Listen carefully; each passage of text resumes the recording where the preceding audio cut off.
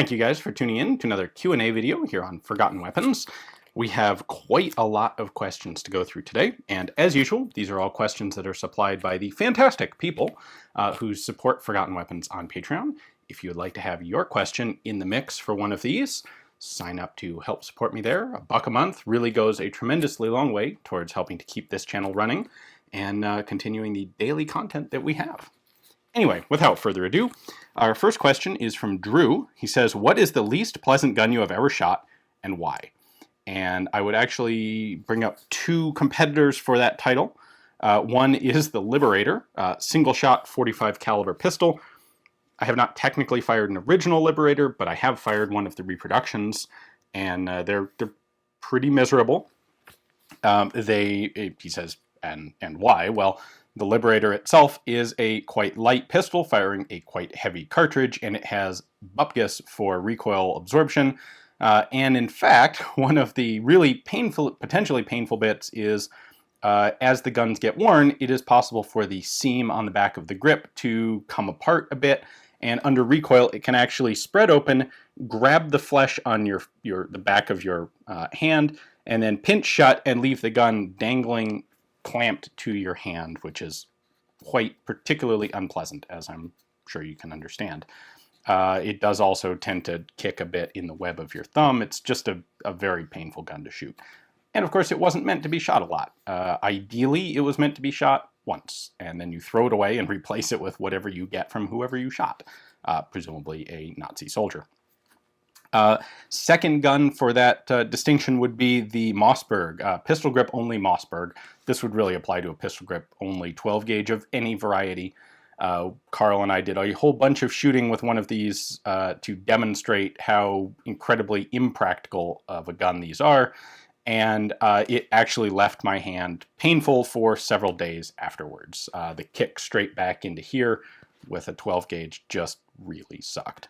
So those would be my two nominations for least pleasant gun I've ever shot. Honestly, compared to those, some of the things like the 4-bore rifle, yeah, that kicked a lot, but there was actually some benefit to it. It was a fun gun to shoot. It had a tremendously impressive effect downrange, and that's stuff you do not get with a Liberator or a pistol grip only 12 gauge. Those things are just kind of pointlessly dumb. Anyway, second question is from Luna, who says, of all the guns you've showcased on the channel, which was your favorite to show off? Kind of the opposite end of that same spectrum. It's a tough call. There have been a lot of very cool guns that I've had a chance to take a look at and bring to you guys on video. Probably the coolest one I would say, or the one I was most happy with, was the Howl automatic rifle. That was a conversion of a Lee Enfield into a semi-automatic. And what was really cool about that one was not just being able to find one, because there are a couple others in existence, but actually being able to shoot it, I thought that was not something I was expecting to be able to do, and it was really cool. Very interesting to be able to get high-speed videography of one of those things firing, and that's the sort of thing that I think is extremely rare to have happen, and I'm thrilled to have been able to do that myself and get it on film for you guys. Next up, from Andrew of the Great White North. I'd love to hear your thoughts on why certain smaller militaries at the turn of the century went with 6.5mm rounds of various types, while the more major players stuck with 30 caliber or larger. In that era, which rounds do you believe were more advantageous in general? That is an interesting question, because, yeah, what the countries that turned out to be the major military powers, the UK, France, Germany, Russia, the United States, although early in this the United States would have qualified as a smaller power, definitely. They all went with between 30 and 32 caliber cartridges, 32 being 8mm. While the smaller ones, no one really did a 6mm. There were a few out there, but none really primary military rifles. There were some 6.5s, and you see those in Scandinavia, Italy, Japan. Yeah, as he says, countries that were smaller military players in the era. I think that's going to... I would file that largely under coincidence. I think in actual effect, we kind of see the 6.5s being the better cartridges, although everyone kind of went to 30 caliber or 8mm, and then is only relatively recently looking at coming back to 6.5. As for why, we're actually going to touch on that in a number of other questions later on today. So I will stick with just why was there that distinction? It's a very good question. I don't think there is a particularly good reason. If someone knows of a reason that explains why large countries had 30 and 32 and small countries tended to have 6.5 and 7 millimeter, let me know in the comments. I'd be curious to hear theories on it. Next up from Bert, we have the chamber in a revolver is of course situated in the cylinder, but between the barrel and the cylinder is a small space, cylinder gap. The gas pressure can, once the bullet is in the barrel, easily escape. Does that mean that there is very little pressure left in the barrel and the barrel can actually slow down the bullet, or am I missing something here, and will there still be considerable pressure left behind the bullet on its way down the barrel? I'm not sure you're missing something there, but there is definitely considerable pressure still in the barrel. I think what you'll find is that the powder does not burn all instantaneously. It takes time to actually burn and generate all of the pressure of firing. And once the bullet passes the cylinder gap, you have the powder continuing to burn, and the pressure increase from the powder burning is greater than the pressure decrease from the leak through the cylinder gap. And for that reason, bullets will continue to accelerate after they pass the cylinder gap. If you're interested in really detailed information on this, there's actually a really cool set of data at Ballistics by the Inch, which I'll link to in the description text.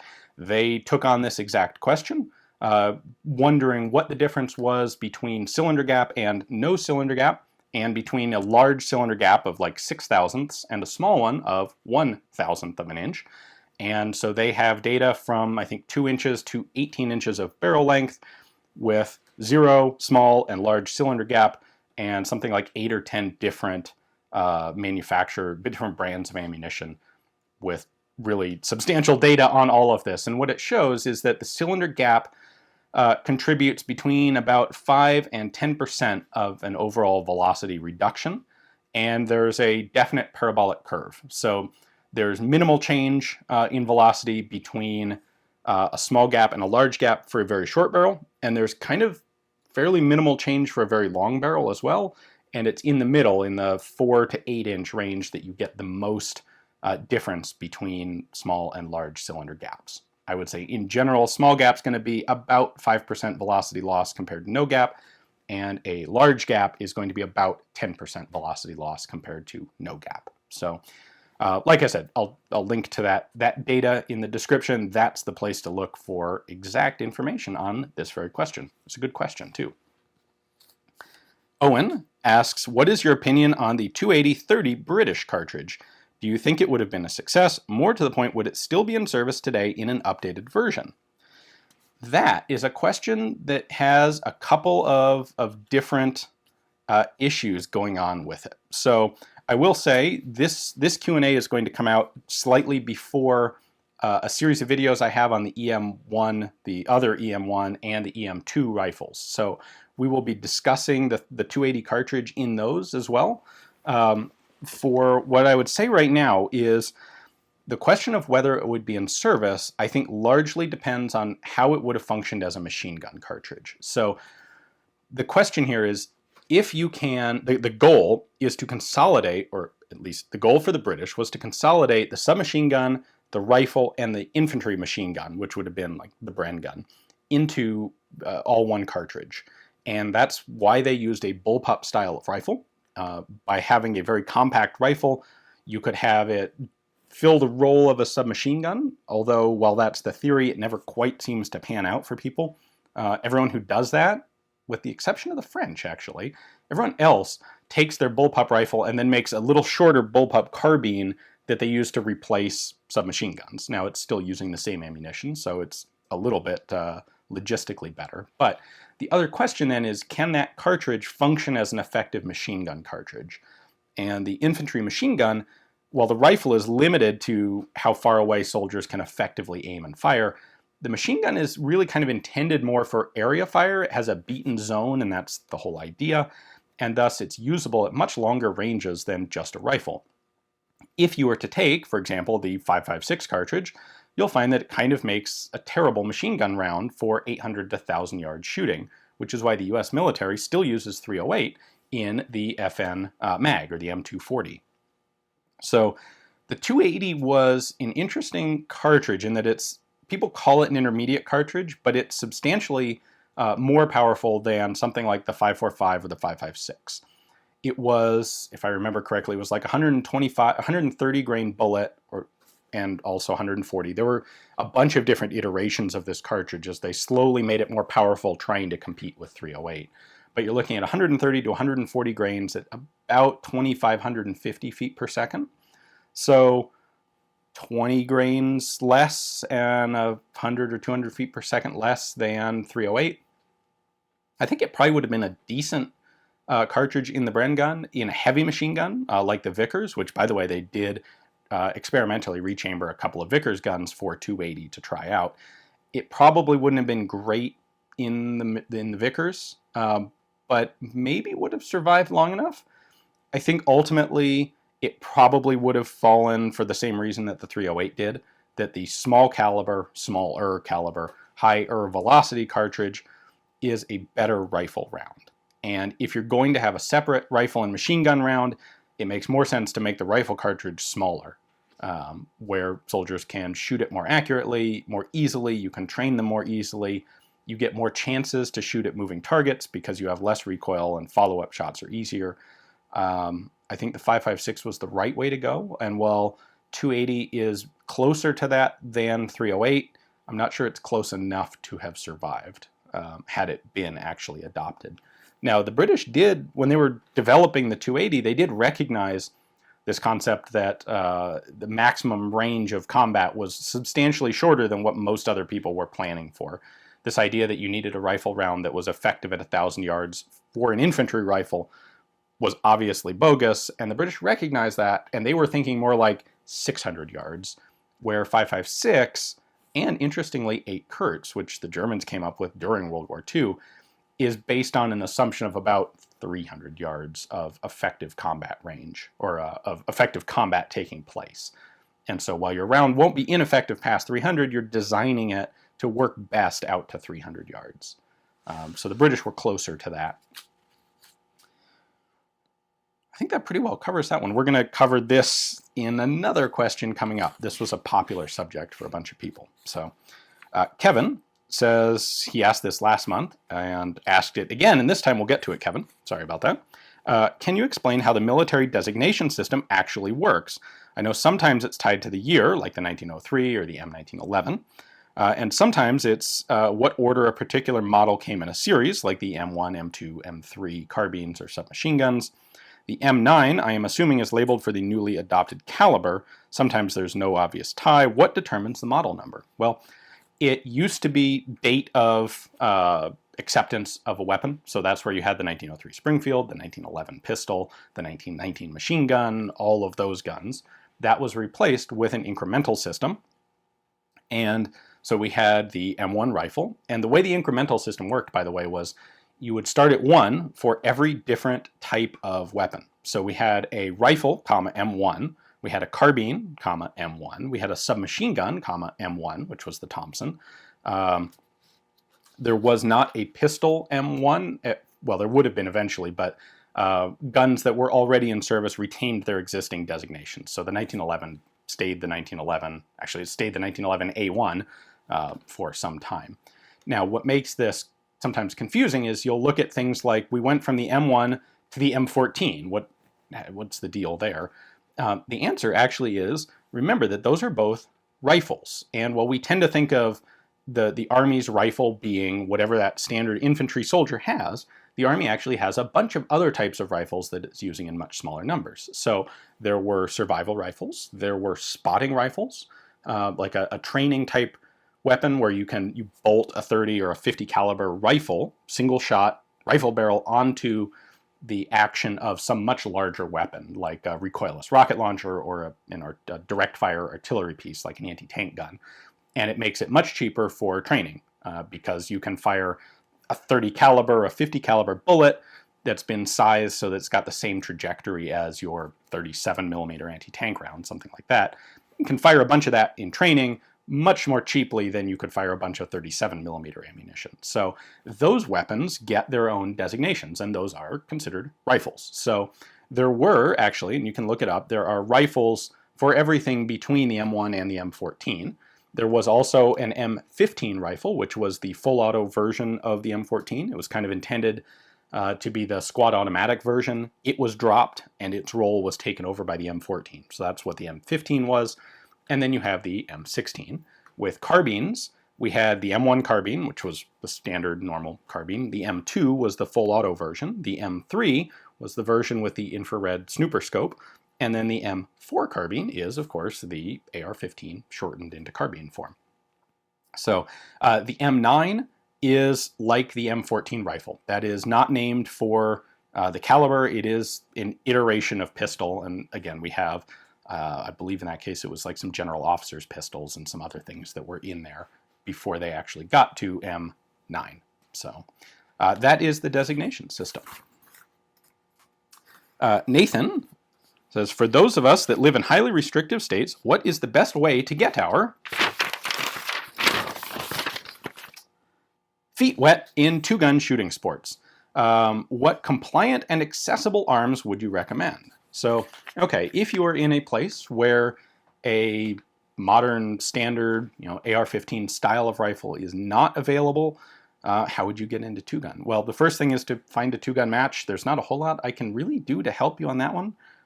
There aren't really any nationally syndicated or organized two-gun groups. It's kind of a matter of finding a local match. So check with all of your local ranges, see what's out there. You might even consider talking to a three-gun match and see if you can convince them to add a two-gun division. That's something that's recently happened to one of our big three-gun matches here. And the very first time they did it, like 50% of the turnout was for two-gun. So it was a very popular change. And I think there's a lot of potential for that. So don't ignore that as a possibility. Now, as it comes to what guns to use, pistols are not that difficult to recommend. I mean, if you can't have a double stack large capacity magazine, or if you can't have a large capacity magazine, you can use pretty much anything you want, typically with pinned 10-round magazines. Or you can choose something that was originally in a single stack configuration. And I think if you do that, most people are probably going to choose something like a 1911, where you're giving up capacity, but you're getting more oomph in the bullet. Now, that's probably not going to be really a beneficial thing in a two-gun match, because most matches are not going to give you any bonus for having a larger caliber. You're just going to be dealing with more recoil. But pistol choices are pretty much wide open. I think the more difficult choice would be rifle. If you are not able to have detachable magazines in a semi-automatic rifle, there are two rifles that really jump out, and those would be the M1 Garand and the SKS. There are some others. FN-49s have fixed magazines. Depending on what your laws are, you might be able to do something like a G43 or an SVT, where the only magazines available are 10-rounders. Assuming that you have to have a fixed magazine, FN-49s are a little harder to find, a little more expensive. A Garand, I think, is a better option. I would much rather have the 8-round en-bloc Mannlicher style clip of a Garand than a pair of 5-round stripper clips. And I think you'll have an easier time getting the guns. And I like the sights better. And the M1's just a fantastic gun overall. And to get to the chase here, the M1 would absolutely be my choice. The SKS is going to be cheaper to buy, cheaper to shoot. You can get 10-round stripper clips for them pretty easily. Those things, they can be loaded, get some practice reloading them and you can do it. But I think you'll find that the stock, the trigger, the sights, everything on the SKS is inferior to the Garand. If I was going to do two-gun and could not use a detachable magazine, I would definitely choose a Garand to use. I might tinker with some other rifles, but if I had a match where I wanted to actually do well instead of just having fun with some weird gun, I would go to the Garand. And in fact, coming up just like a week after this Q&A publishes, I will be shooting the Independence Day action rifle match up in Phoenix with an M1 Garand. So tune in for those videos. Those will be over on InRange TV. If you're curious about running an action rifle style of match with a Garand, well, you can watch me do it, and Carl will be doing the same thing. So you've got both of us. Jesper says, Do you think you'll ever get a chance to do a Breda PG model of 1935 video? I recall you got some photos of one back in 2011 or 2012. Yes, in fact, I have already filmed one. I had a chance to film a Breda PG while I was in the Netherlands. So that was in a private collection, and we had the chance. Didn't do any shooting with it, unfortunately, but we did tear the thing completely down, figure out how it all worked, and that is all on film. And if I remember correctly, I've scheduled a bunch of stuff out. I believe that will be coming to you in July. So definitely coming. And that is a really wacky gun on the inside, especially the trigger mechanism. So the Breda PG was an Italian semi-auto trials rifle, where it competed with things like the Scoti Model X and the Armagera 1939. But it was, unlike all of the rest of those guns, it was actually sold commercially as well, and Costa Rica bought a batch of them. And that's what most of the ones that are out there in the civilian market are Costa Rican guns. And what's interesting about those is they actually had a 4-round burst. They were select fire, but they did not have a full auto setting. It was safe, semi-auto, or 4-round burst. So in that video, we take a detailed look at the 4-round burst mechanism to see how it works. So stay tuned for that. All right, we have a good one here from Angus. It says, British 303 projectiles had standardized versions that were in widespread use, which had powdered wooden cores in the tip, backed by lead in the rear half. Was this, in your opinion, for ballistic reasons, heavy in the rear for stability, or terminal effect, nose deforming and tumbling, or both? Did anyone else do this sort of thing with their standard bullets? There's a little bit of a misconception here. The British did manufacture ammunition in World War II with a wooden, the nose of the core was in fact made out of wood. However, that wasn't the original design. That was done for material savings. It was originally designed with an aluminum front bit and a lead rear bit. Now, the British were well acquainted with terminal ballistics. There were some early versions of the 303 cartridge, which, in fact, they got the name Dum Dum bullets because they were developed at the Dum Dum arsenal in India, and they were literally expanding bullets designed deliberately to have the most effective terminal performance. And those were given up as a result of Britain joining the Hague Convention. It was determined or claimed that those were designed to produce excessive wounding, which, I don't know, that's kind of a debatable question, but one way or the other, they did in fact give them up and went to standard FMJ bullets. In fact, if you track the development of 303, it's kind of cool because it goes through all of the different possibilities. It started out as a round-nosed black powder cartridge, and it ended as a boat-tail FMJ Spitzer. So all sorts of different developments in between.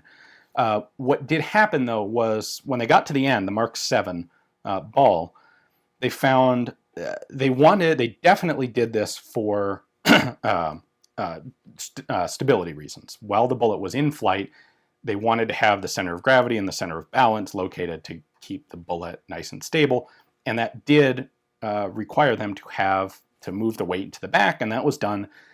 You have this combination of what do you want the bullet to weigh, how long is the bullet, and what's the shape of the bullet. And this led to them having lead in the back and aluminum in the front. Now, they may well have determined that this also gave an improvement in terminal effect, that the bullet would tumble when it hit a person. I don't have any reference that specifically says so, but given the prior development of expanding bullets as standard issue military ammo in 303, I certainly wouldn't rule it out. There are some stories out there that they used wood during World War II because they wanted to make it infect wounds, and that's clearly bogus. The use of wood was just to reduce their strategic use of aluminum. Wood and aluminum weighed close enough to the same thing that they were able to just use wood in the bullet, and that was a stopgap. So definitely for in-flight ballistics, intermediate ballistics, possibly for terminal as well. I can't rule it out. May very well have been the case. Now, did anyone else do it? Yes. And the answer that first comes to mind is the Soviet 5.45 by 39 cartridge, which does have a core, and actually in the Soviet cartridge, it's a hollow air-filled bit in the nose of the bullet to do exactly the same thing, to move the weight to the rear of the bullet. So, and of course, that one has this colloquial name of the poison bullet, this reputation it gained in Afghanistan for tumbling and creating really nasty wounds. So, Once again, it was done for stability in flight, but in that case, probably also done specifically with an eye towards the terminal ballistics. James says, with the spike in popularity of suppressors over the last 5 years, I've been wondering, when did they first appear and how did the engineering behind them advance? Well, they appeared in the first decade of the 1900s.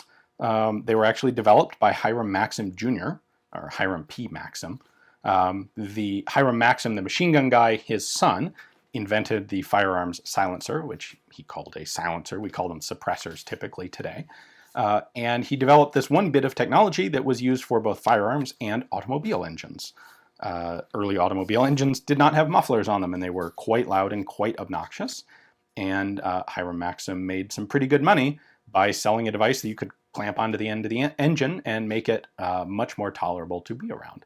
So interesting that this technology, which is literally mandatory in the one application and literally heavily restricted in the other application, is in fact the exact same technology. So I don't know that there has been all that much development in silencer technology since. I'm be straight up front, I'm not super expert in modern silencers.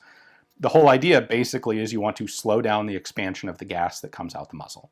The slower the longer you can give it to expand, the lower pressure it is, the lower temperature it is when it comes out the muzzle, and thus the less of a bang it makes. So typically that's done by having this larger volume, which is the suppressor itself, and you're getting the gases to slowly expand into every bit of that suppressor before exiting out the muzzle. So I know there have been some various different techniques of using wire mesh versus metal baffles, trying to get gas to swirl in specific configurations to slow it down. There's been some improvement, but nothing really fundamental or radical has changed in suppressors in about the 100 years that they've been around. So if suppressors are taken off the National Firearms Act registry here in the United States, we may see that change. There would certainly be a lot more incentive. It would become far easier for people to tinker with their own designs in home shops. And I think 3D metal printing gives us an opportunity coming up very shortly to have some really interesting designs by making it possible to manufacture types of suppressor geometries that would be extremely difficult to do with modern traditional machining fabricating techniques. So hopefully something cool is coming just a few years down the road.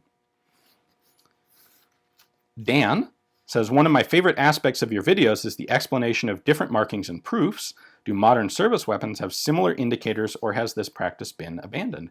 Yeah, they absolutely still have the same sorts of arsenal markings and proof marks that they always have. The marks themselves have changed, but in Europe, the countries that have always required proofing still do. The proof marks themselves have changed, but you can get a good idea of this if you look at, for example, Glock or an HK.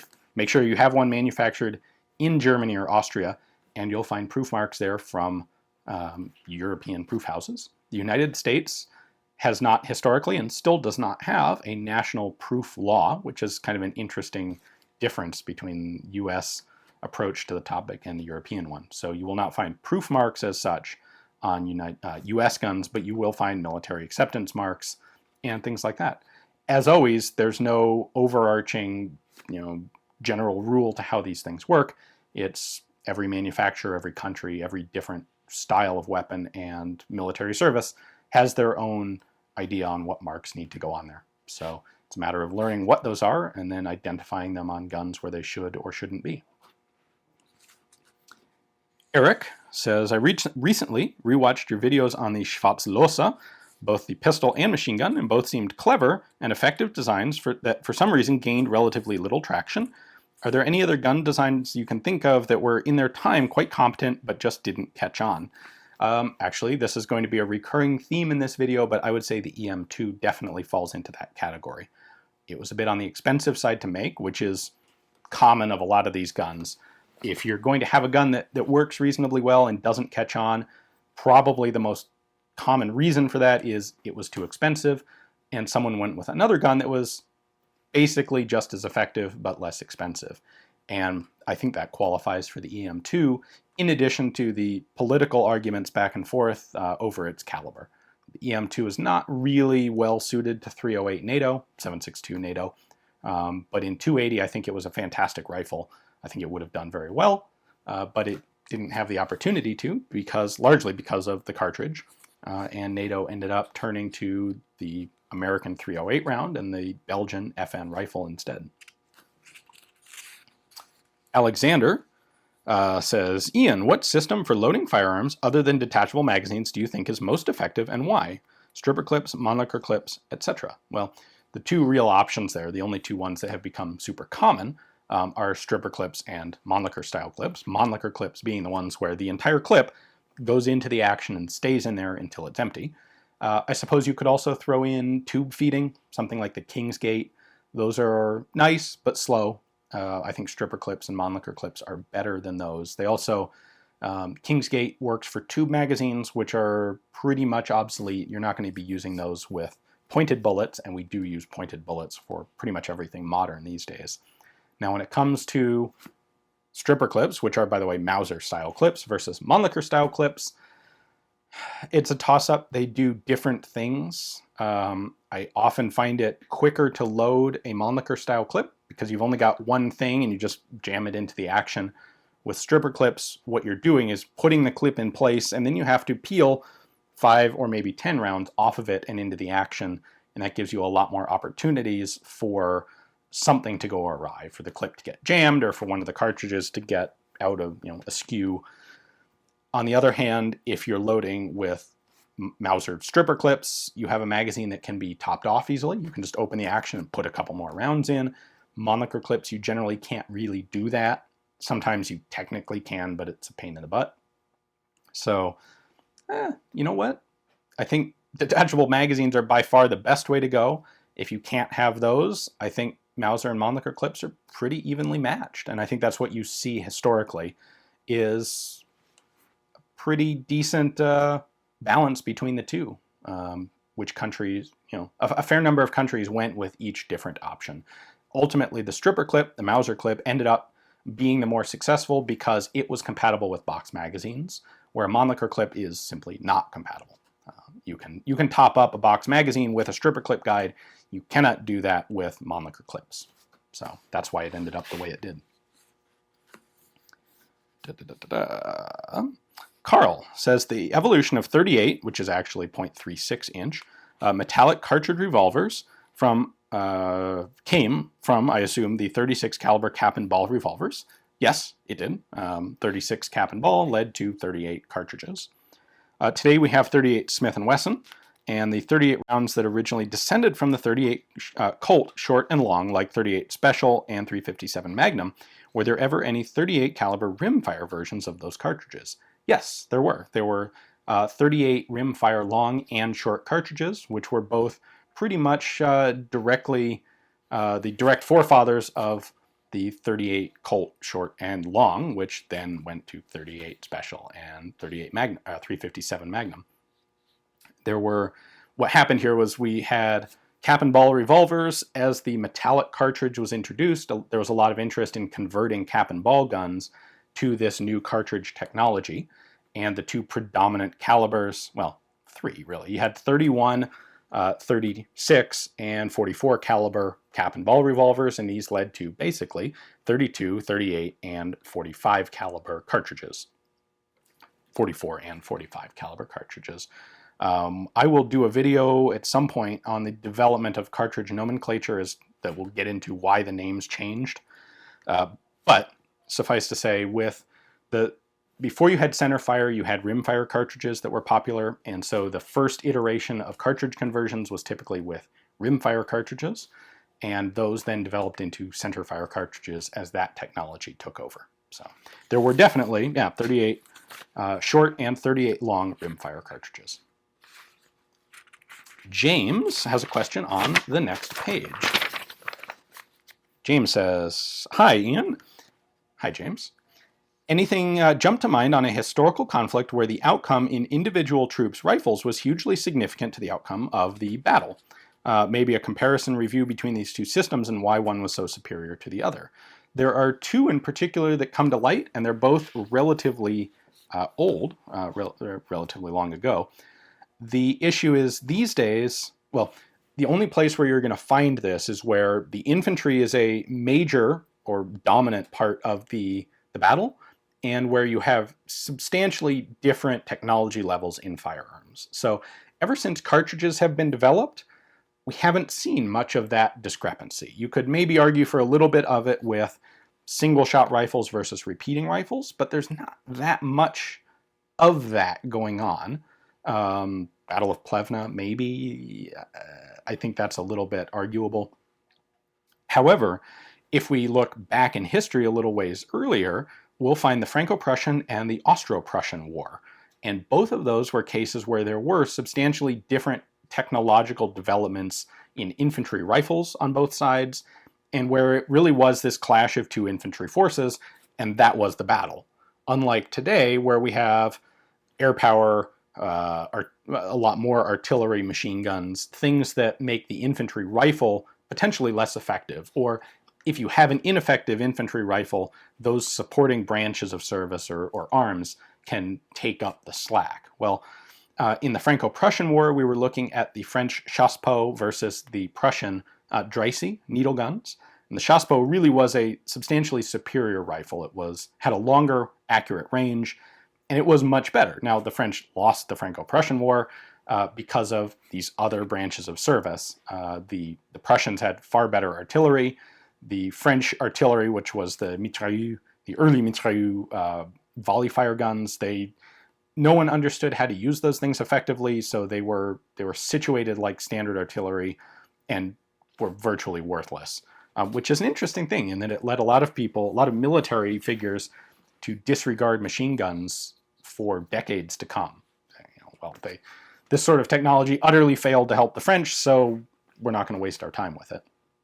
Where the infantry rifles were substantially different and did have a huge effect on the outcome of the battle, I would say, is the Austro-Prussian War, where the Austrians were armed with Lorenz muzzle loaders, and the Prussians had Dreisse needle fire rifles, which are paper cartridges, breech-loaded, much faster to shoot.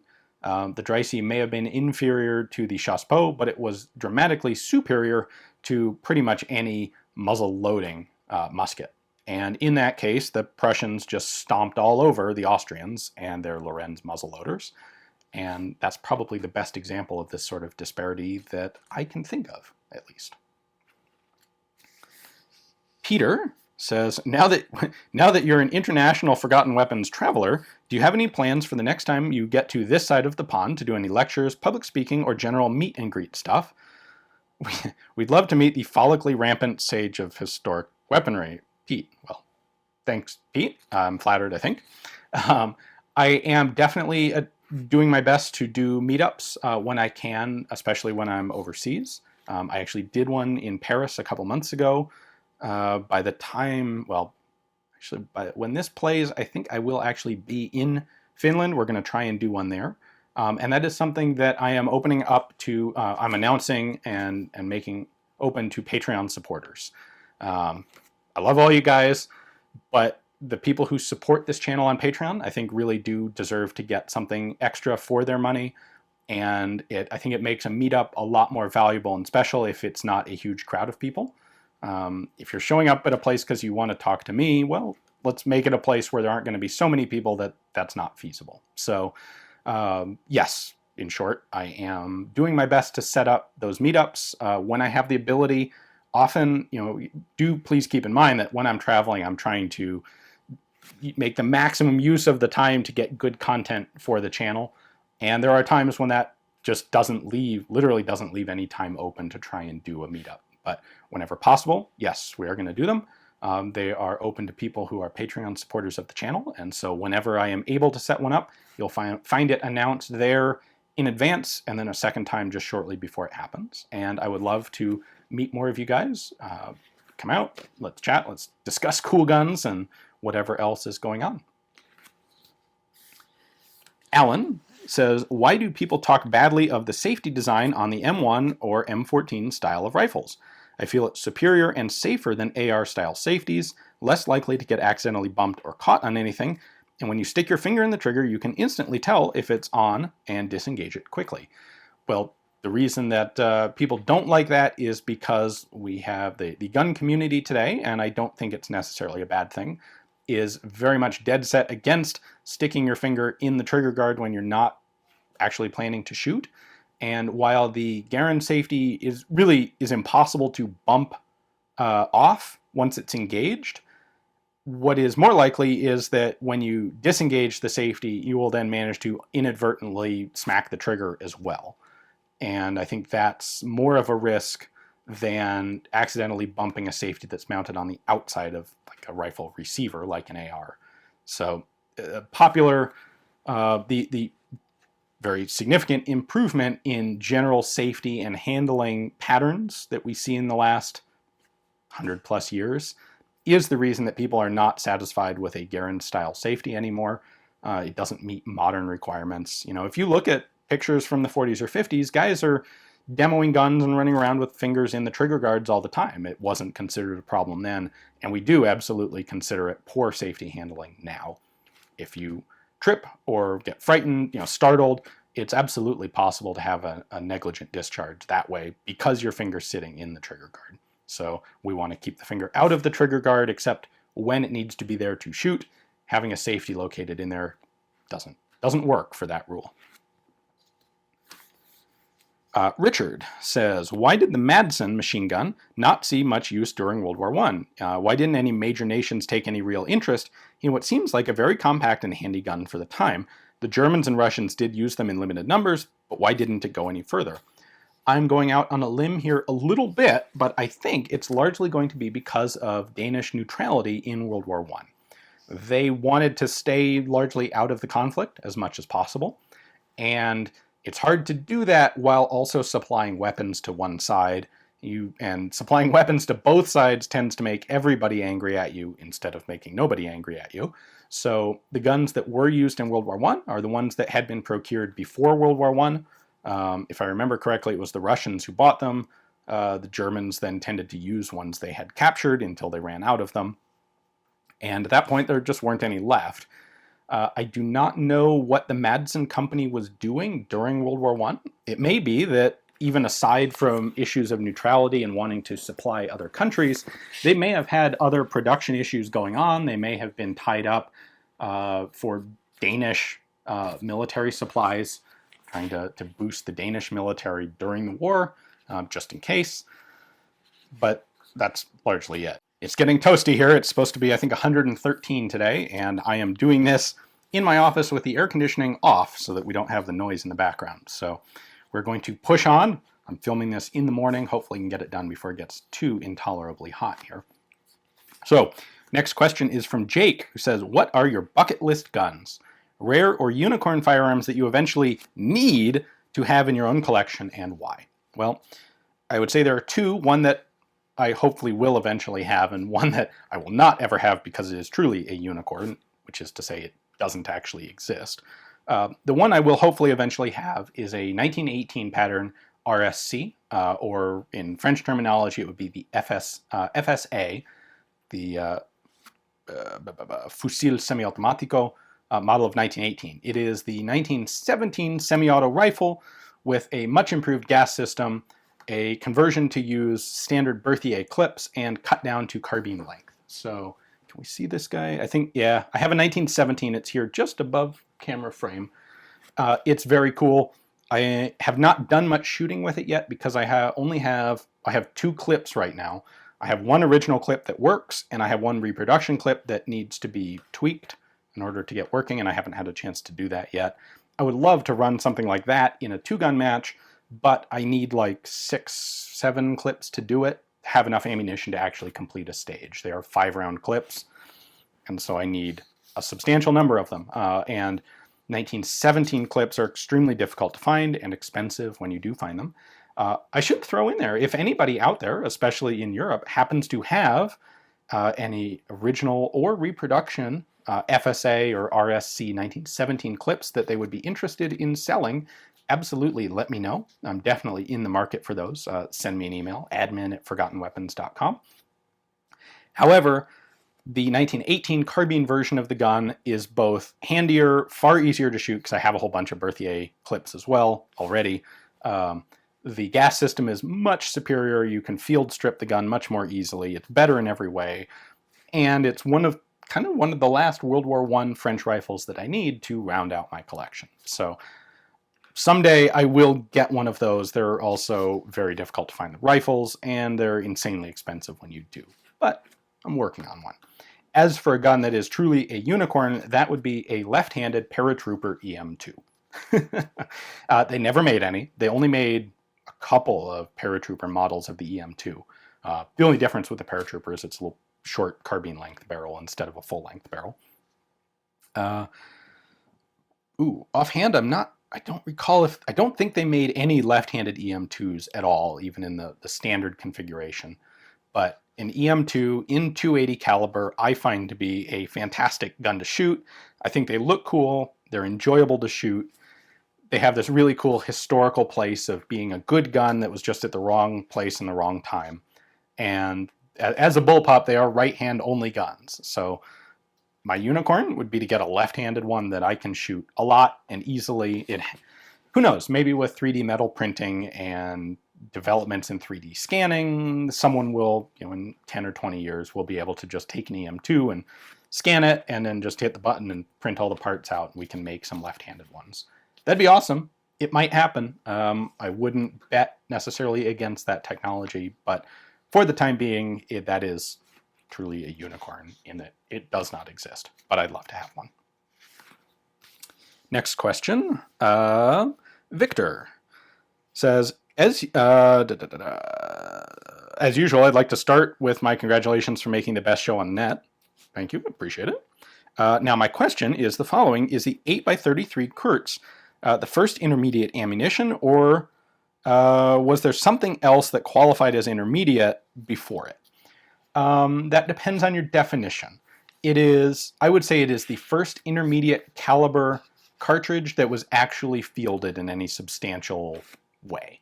The Sturmgewehr and its 8x33 ammo were the first practical assault rifle used in the field as such. That said, it was absolutely not the first cartridge of that size. The idea of having basically something that bridges the gap between a rifle and a pistol cartridge. There have been developmental cartridges like that almost all the way back to the beginning of the cartridge itself. Now with black powder, black powder required a large bullet, basically because you had diminishing returns on velocity because of the powder. So you will not find something like an 8mm or a 7mm intermediate power cartridge with black powder. What you'd find there is 45 caliber cartridges that went from pistol velocity to rifle velocity, and yes, there were some in the middle. 45-60 is kind of an intermediate, sort of. Hot-loaded 45 Colt is actually kind of pushing into intermediate territory from the pistol end of the spectrum. But it's really with smokeless powder that you have the ability to have a small bore intermediate cartridge, and you'll see that as early as World War I. I know the French had one. They had some short versions for the Ribeirol machine pistols and machine guns and assault rifles sort of gun, but those things were all extremely experimental. Only a handful of the guns being made, never actually being used beyond testing. The Germans had a whole bunch of intermediate cartridges that were in development in the 1930s that would eventually lead to the 8x33 program. The Soviets had intermediate stuff in development. I'm sure the Americans did, but none of it comes to mind right off the bat. Yeah, everyone was experimenting with it, but the Germans were the first to actually make it usable and produce it in large numbers and get it out there on the battlefield. Jason asks, where did the 41 Action Express come from? What firearms were designed for it, and why did it fail? Interesting question. So the 41 Action Express is really very similar to the 40 Smith & Wesson. It was kind of designed for the same reasons. We want something that's more powerful than 9mm. We want it less powerful than 45.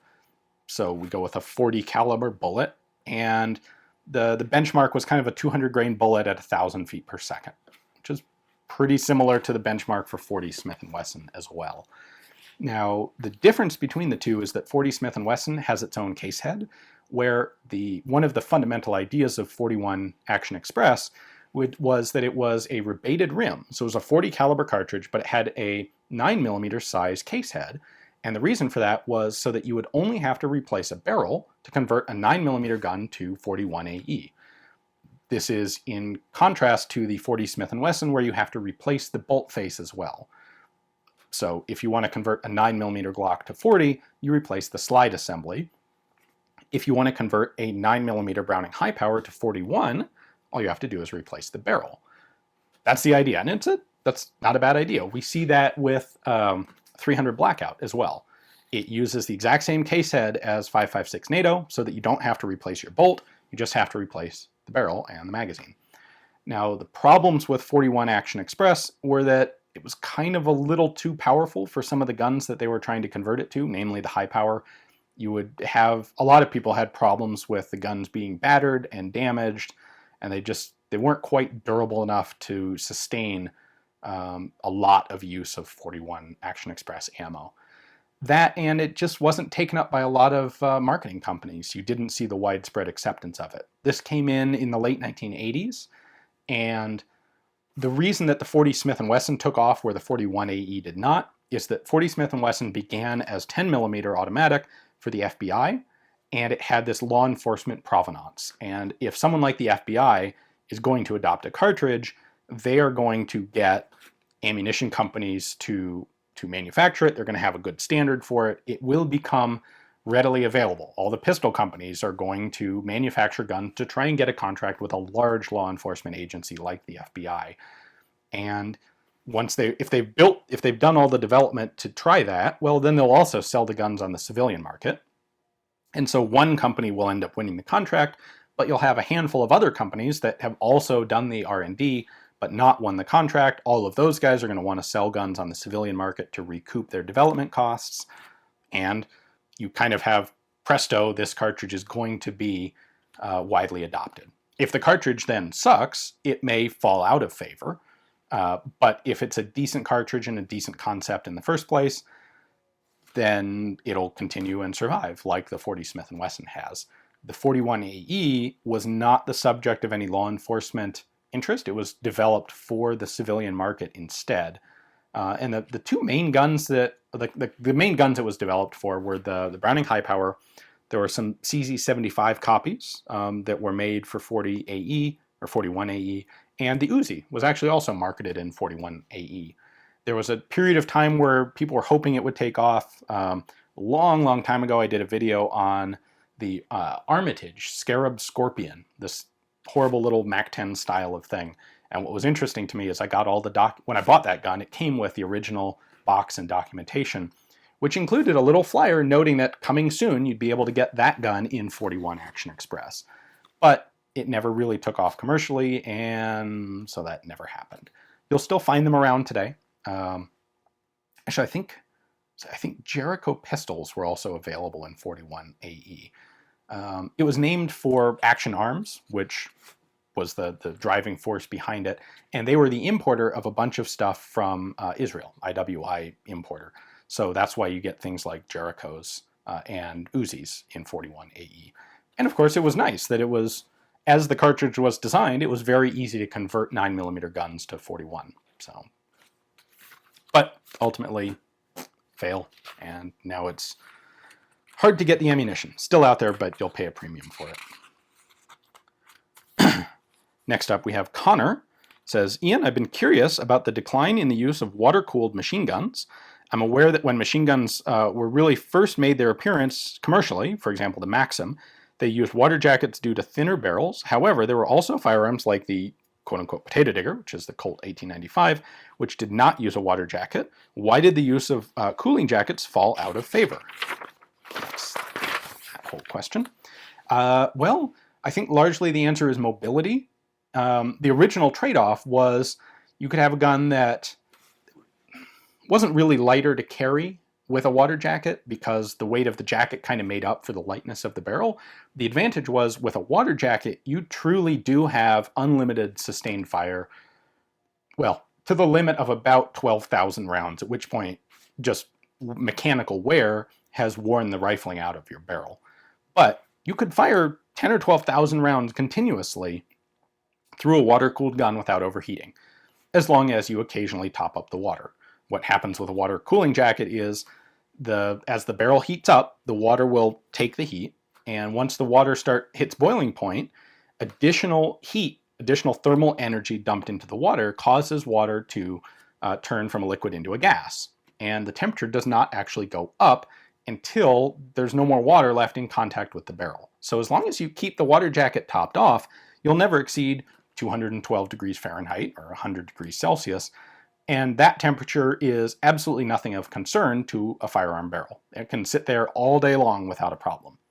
Now, with a non-cooled barrel, with just a standard heavy fixed barrel, you've got less infrastructure. You don't have to deal with steam and water and that logistical element, but you don't have as much sustainability for fire. It's going to depend on the weight of the barrel, because without a water jacket, you're depending on the mass of the steel barrel to absorb heat.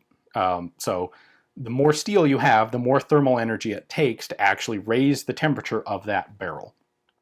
So the Colt 1895, for example, had a pretty hugely heavy barrel to absorb heat. Now what the 1895 allowed you was much better mobility. The whole assembly was lighter and you had less stuff going on, and it was easier to move that gun around. And I think what people discovered after World War I, or during World War I, is that having a gun that was fixed in a location is generally not a good idea. Because if you open up with an emplaced heavy machine gun, that thing is going to become a target for everybody that can shoot at it with whatever they can shoot at it with. And so it's better to be able to be mobile with the gun than to have it set in a location and be able to fire that kind of continuous fire. In today's practice, you don't really need that level of sustained fire. I mean, you don't need to fire 12,000 rounds at a go. And it becomes more feasible to have detachable barrels. If the barrel overheats, we just pull it off and put on a new one. With the Maxim was really the first practical machine gun, and it's unrealistic to expect that it would have had all of the improvements and adaptations and features that would come later as people were able to take this existing design and figure out how to improve it. So once detachable barrels became an option, the water jacket just really doesn't make sense anymore. It's too much logistical infrastructure to deal with when you can just have a couple extra barrels and call it good. Next up from Mikhail is the concept of a very strong spring in a simple blowback firearm, for example, the Dreyse 1910 or the Smith & Wesson model of 1913, a valid one. I'm thinking mainly of cartridges that would usually be used in a locked or delayed action.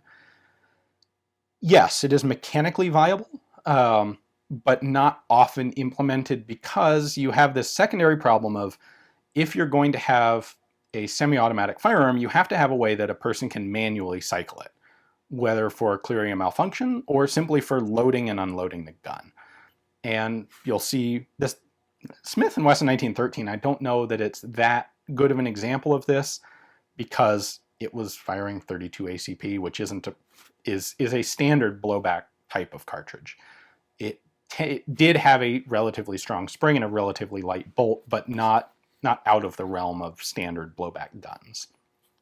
The Dreyse 1910 is a much better example of this, and what you'll find there is what's typical of a really large caliber and a blowback gun in a cartridge that's not really ideal for blowback, and that is it's got a very heavy recoil spring and or a very heavy slide as well. And so the Dreyse had to have this mechanism by which to disconnect the recoil spring so that you could cycle it, because cycling it by hand otherwise was just really not feasible. Same thing with the Mauser 1214 developmental automatic pistols. And I think that with pistols, these guns never really get accepted because just give it a locked breech system, and that's no more complex than the gyrations you have to go through to disconnect the spring to make the thing hand cyclable. However, when you get to bigger guns, you'll see examples that were adopted, and the best one, I think, is the 20mm Oerlikon. That was a simple blowback. Now it's API, advanced primary ignition, so it was actually detonating the cartridge as it was still moving forward. but it had absolutely no locking system, just a really ginormous spring behind the bolt. And it worked. Worked fine. They were quite popular in World War II. Numerous countries on both sides of the war used them. However, you had the same problem of how do you charge the thing manually? And the answer there, they had a couple of different answers, and they involved either extra leverage or rack and pinion systems or ratcheting pulleys. You really kind of had to go out of your way to figure out a mechanism by which you could cock the thing manually. So that's why you don't see those in pistols. On a really heavy machine gun, putting in some sort of ratchet like that is simpler than developing a locked breech. On a pistol, where you have the pressure requirements are much lower, and you also have size constraints, the locking system is the easier solution. Next up, from KP, inspired by your recent videos on the Henry and Winchester rifles, why don't we see hexagonal barrels anymore? That's a pretty easy one to answer. Largely, the reason we had hexagonal barrels in the first place was from barrel blanks that were manufactured from bar stock, formed into squares, and then you, in order to reduce the weight and make it not look quite so stupid, you cut the four corners off the square, and that gives you an octagonal barrel, which you can then drill and turn into a barrel. If you wanted it round, you then had to do some additional work to lathe turn it round. Now, there were some barrels that were made from round stock. Nothing's absolute, but in general, when you had octagonal barrels, it's because that's the form that the material came in the first place into the firearms manufacturing process. There's a lot of debate out there about the pros and cons of octagonal barrels and whether they add stability or stiffness to the barrel. That wasn't really the reason. The reason was manufacturing and aesthetics. And that's why you'll see, for example, half round, half octagon barrels. Things started octagonal. We like the look of half round. We don't maybe want to pay for it to be lathe turned down its whole length. We'll just go with the front half and it looks cool, and that's nice. Now, a lot of shotgun barrels were made by the Damascus process, where you're actually hammer forging. You're taking wire and wrapping it around a mandrel and then hammer welding it into a solid tube. That's why those were round, is because they didn't start off as a solid bar stock. Today you could have whichever you want. CNC manufacturing makes it reasonably simple to make a round or an octagonal barrel. Round is obviously the standard now because all of our barrel blanks are made from round stock because it's far easier and it makes a lot more sense in a lot more ways, and octagonal is seen as old-fashioned now. Graydon asks, in the hypothetical case where someone hired you to consult on pistol design and has a great big budget and makes it clear they're willing to create a cartridge, maybe marketing wants to create a cartridge, because they're after the, quote, only pistol you need market, rather than the through armor at 300 meters military market, what style of action and what cartridge would you recommend? I'm going to be pretty boring here. I think the 9mm Parabellum cartridge is a really good balance of power and capacity and recoil.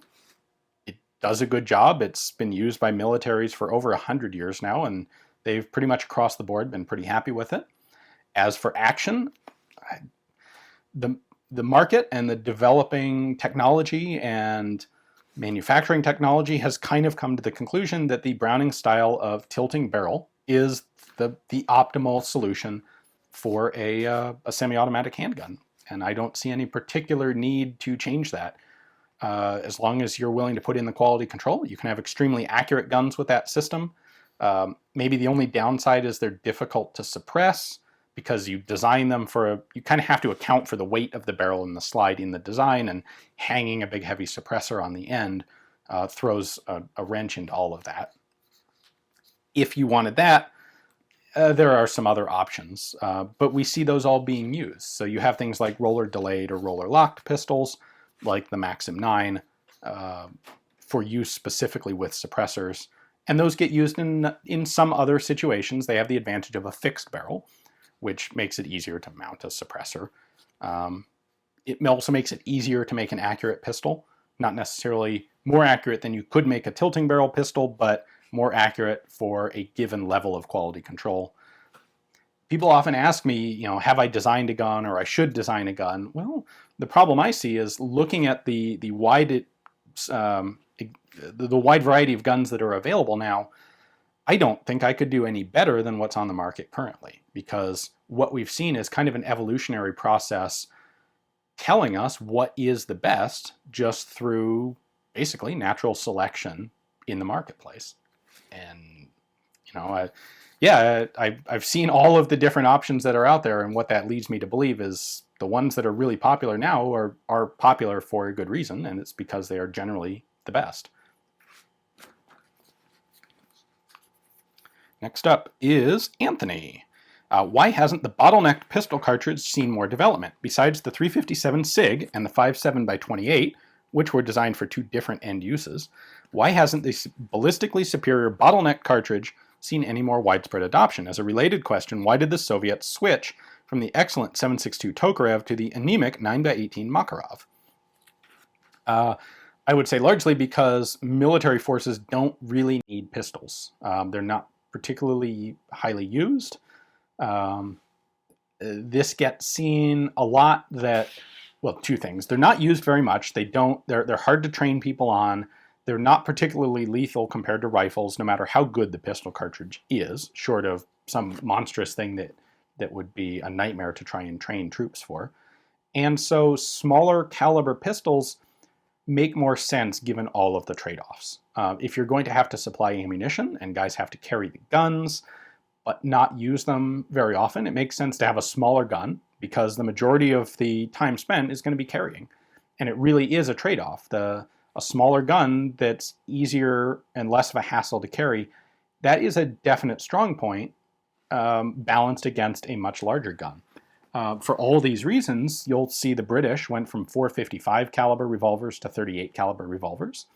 They saw that it was hard to train guys on the 455, and they didn't use them all that much. And well, we'd rather have them get a couple of less effective hits than get one or no very effective hits with the revolver for the amount of training we're able to give them. And I think the Soviets had some of the same decision-making process. I think the Tokarev is also a bit of a holdover from an earlier Russian period where they had rifle and pistol barrels in the same diameter to ease manufacturing concerns. So you'll have a 30 caliber Tokarev, 30 caliber Nagant revolvers to go along with the 30 caliber Mosin Nagant rifles. And once you go to a 5.45 rifle, now granted they did the Makarov before the AK-74 came into existence, but you weren't going to have a 5.45 caliber service pistol probably. The 9x18 is this nice balance. It lets you have a very accurate fixed barrel, simple and cheap service pistol to use.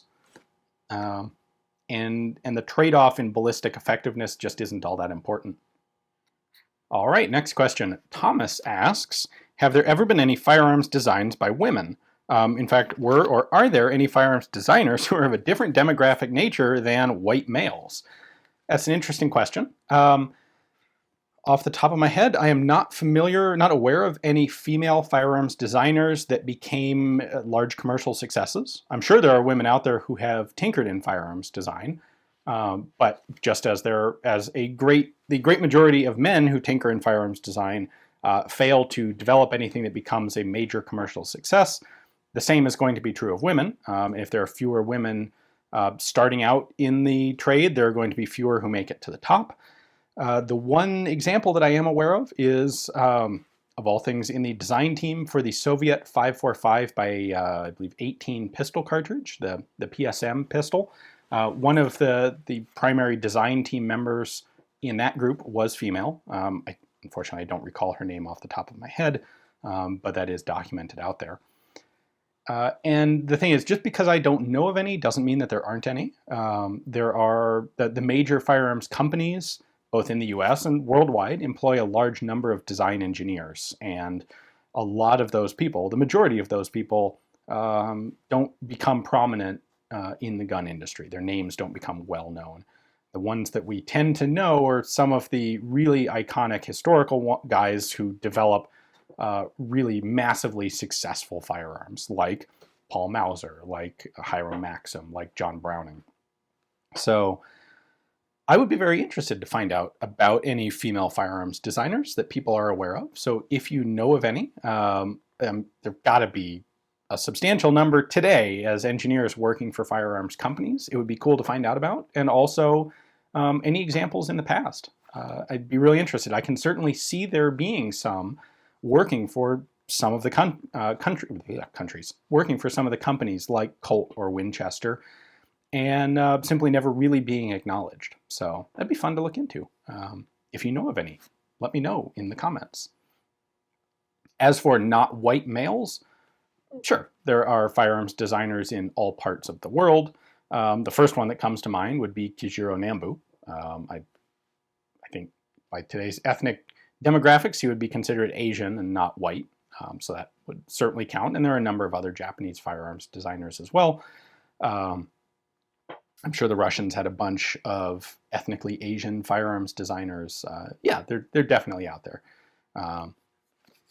Next question is from Tyler. It says, what is the best way non-monetarily to support forgotten weapons? For example, a P.O. box address where we can send things of interest. Well, if you're talking about completely non-monetarily, the best things you can do to support forgotten weapons are to share the videos with people you think would be interested in them. Getting a wider audience is always a great thing for the channel. So if you are looking to send something, we do actually have a P.O. box now. We actually have one P.O. box for both Forgotten Weapons and In-Range TV. So anything you would like to send to either channel can go through that box. I have that listed in the description text below. It's P.O. Box 309, Reguito, Arizona, 85645. So you can address that to Forgotten Weapons or In-Range TV or Ian McCollum or Carl Casarda, whatever is appropriate. I know there are people out there who don't want to use Patreon. They don't like using credit cards online, that sort of thing. Some people prefer checks. I had one guy actually send me a Morgan silver dollar once, which was really quite cool. So anything of that nature, that's what we have the P.O. box for. Tanner says, I really enjoyed the SA80 videos. Any plans to do a similar series of videos on development of the FAMAS? I'm glad you like the SA80. I thought that was a really fun project to do. It was very cool being able to be at the National Firearms Center in the UK where they have all the original prototypes for those things and actually look at the development series. Now, would I do that for the FAMAS? Absolutely. I would love to. Unfortunately, as much as I really like French rifles, and frankly, I like France, the French bureaucracy, and especially the French military and state security bureaucracy, is legendary. And even with I've gotten access to some collections in France. I don't think I've ever seen a single prototype FAMAS. Honestly, I don't know if they still exist. When the MOS was shut down, I don't know if they kept any of it. I don't know if it's in a museum storage somewhere or if it just literally all got scrap heaped, which is entirely possible. I guess the upshot is, if I were ever able to find myself in a position to have access to those guns, yeah, I'd love to do a series on development of the FAMAS. I'm not real optimistic about that happening, though. Sorry.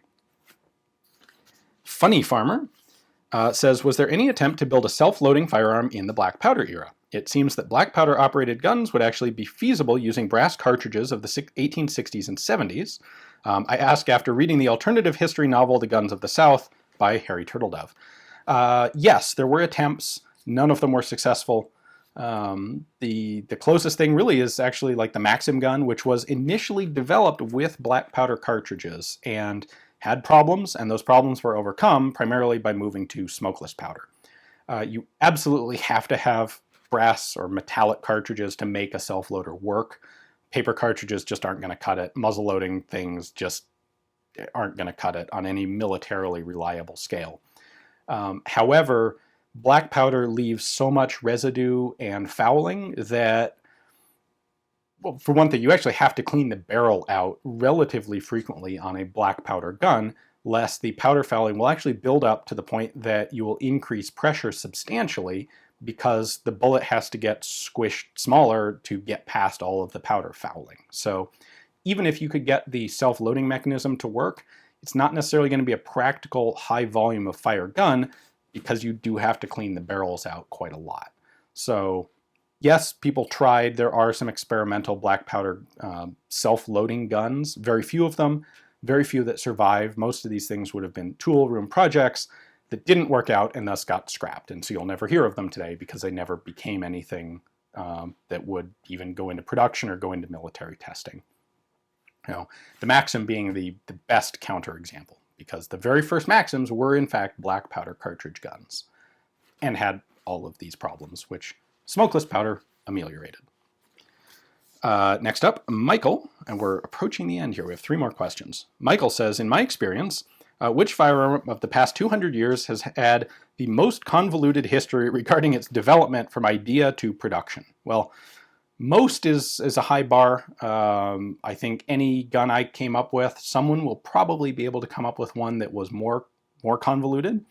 So a particularly good example that I will leave you with is the M1 Garand, actually. John Garand started working on that thing in like 1919, and it went through a number of serious iterations. The Garand started out as a primer actuated gun, where you actually had a little piston that would operate the action, and that piston was moved by the primer in the case, literally coming backwards out of its primer pocket, just a very short distance. Think of it as kind of like an M1 carbine style gas tappet. But the primer moved backwards, and that actuated the mechanism of the gun and caused it to cycle. That was discarded because it required non-standard ammunition. In order to function well in machine guns, where there was a lot of jerking of the ammunition back and forth and recoil, the US military started staking primers in place to make sure that they didn't back out. And that, of course, would have been a fundamental problem for a primer actuated rifle. So the Garand went through a number of mechanical iterations. And then, of course, it was designed for .276 caliber, because when it was at that point in its development, that was the cartridge that the US military was looking to adopt. And it was only kind of as a backup contingency plan that Garand did also make a version in .30-06. Then, of course, we have the debacle with MacArthur ruling that .30-06 would be the new cartridge, and that all development in .276 Pedersen should be discarded.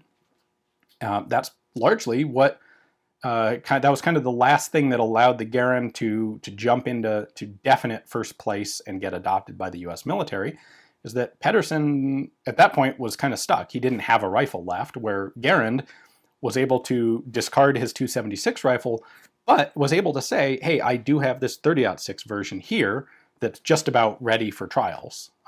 And so there was minimal delay, and that left the Garand as the obvious answer for the US military. But 1919 to when it was finally adopted in 1936, that's like 17 years. That's a pretty long development cycle for one specific gun. Now, that's not as long as some rifles took from initial, when the Army decided to start testing repeating rifles, to when they actually adopted one was more like 30 years, but that's not one rifle being developed. That's test this one, reject it, test this one, reject it, wait a couple years, do some more tests, reject all of them, that kind of thing. Matt says, hi Ian, what was the thinking behind the adoption of the 7.62 NATO cartridge? I'm touching on this again here. You said before the military wouldn't replace a system unless it was significantly better than the previous or current technology, but 7.62 NATO is ballistically slightly less potent than 30-06, but with a shorter case. Was the shorter case on 7.62 NATO so important that it led to the adoption? If so, why? The answer there is the cartridge wasn't the only thing that was changing. They knew that they wanted to replace the M1 Garand with a box magazine-fed rifle. So they knew they were getting a new rifle, and with that in mind, it makes a lot more sense to consider changing the cartridge as well. And what they were able to do is basically maintain the exact same ballistics of the 30-06 military loading, but shorten it by about ½ an inch. And when you consider the weight of ½ an inch of rifle, receiver, and chamber, that's not a trivial amount of weight. And if you can do it, I think it really does make sense. So that was basically what they were doing. Because more efficient powder allowed them to have a more compact cartridge that did the same thing. We're going to be putting these into box magazines, so we need new guns anyway. There's not going to be a question of converting our existing guns to the new cartridge, or at least not in numbers that are substantial enough that we need to be concerned about the cost of doing that. So new cartridge is fine. Let's see what the best is that we can do. And our last question is from Will, who asks, was there any attempt to modernize the Maxim gun into a more modern concept of a GPMG other than the Soviet attempts? And by that, he's talking about, I believe, the Maxim Tokarev, which is basically a light machine gun version of a Maxim, which is extraordinarily cool. And I think all the surviving ones are probably in Spain. The Soviets ended up surplusing them all and sent them to Spain during the Spanish Civil War because they were not of use to the Soviet military, and the Spanish would happily take anything that was given to them. Anyway, for example, adding air-cooled or quick-change barrels, a better attempt at lightning than the 0815 or the 0818, shoulder stocks, bipods, stuff like that. Considering how ubiquitous the Maxim was worldwide, I would assume that at least a few countries would try to modernize a tested system. I think the problem was the Maxim was such an early gun, really the first machine gun, as I said earlier in this Q&A. By the time people were developing other guns to compete with it, they were able to look... Let me start over. What Maxim did was really establish this concept of the machine gun as a functional thing. And that was a serious, huge step forward. Once everyone else was able to work off of that existing concept, they were able to pretty quickly make better machine guns, especially in the aftermath of World War I, when people understood how these were going to be used and what the best and most desirable features were. They were able to come up with designs that were far more suitable to be modernized. So with the US military, for example, we come out of, by 1920, we've got the 1919 Browning, or the 1917 Browning, and we've got the 1904 Maxim. And the Browning is already so much lighter. The early Maxim guns were 100 pounds, 60 to 100 pounds. Incredibly heavy guns that are just not suitable, not easy to modernize into a portable, air-cooled, general-purpose machine gun, where the Browning system really was. It was a much better option for that. Maxim guns were expensive. The parts were basically all hand-fitted. It just didn't make sense with the other options by that point. Had someone decided that, had the GPMG concept come of age in 1905, then yes, I think there would have been a lot more experimentation in adapting Maxim guns to that role. But since it didn't really happen until after World War I, or the end of World War I, there were so much better options out there. And also remember, Maxim guns were phenomenally expensive when they were being manufactured. And there are really only the countries that were heavily involved in World War I had large numbers of them. Most countries would buy a couple dozen Maxim guns or maybe a couple hundred Maxim guns, but not very many. They didn't have thousands of the things because they were just way too expensive for that to be feasible. So much better to come up with a gun that's an order of magnitude less expensive and modernize that. So that has been like 5 pages of questions today. I am starting to go hoarse here, I think. Hopefully you guys have enjoyed the Q&A. I have a cool treat next month. Our Q&A will be a collaborative Q&A. We're going to be picking the brain of Nick Jensen-Jones from ARES, it's Armament Research Services. And so he's got some really cool information and perspectives on firearms in modern conflict zones that will be a little bit of a change of pace, but I think you guys will really enjoy it. So that's coming for our next Q&A. And of course, we'll be back tomorrow with a cool Forgotten Weapons video, as always. Thanks for watching.